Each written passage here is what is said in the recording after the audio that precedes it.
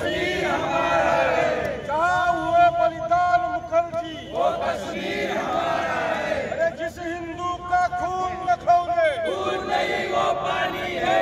अगर देश के काम न आए, वो बेकार जवानी है। भारत माता की जय, हर हर महादेव, जय भवानी, जय शिवाजी, जय शिवाजी, जय भवानी।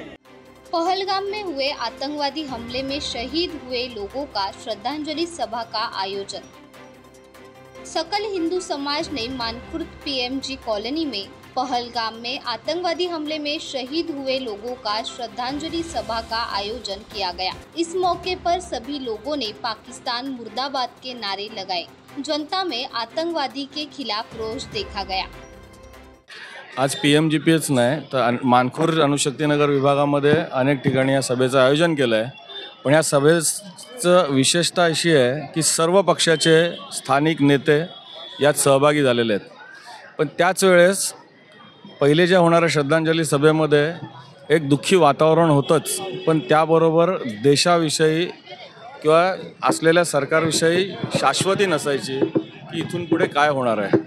पण प्रत्येक नागरिक हे ठरवून आहे की जसं पाकिस्तानमध्ये आज जी हालचाल चालू आहे की ते अस्थिर झालेलं आहे, त्याचप्रमाणे ह्या देशांतर्गत गद्दार हेही अस्थिरतेमध्ये आलेले आहेत, कारण त्यांचं पण भविष्य अंधारात चाललं आहे।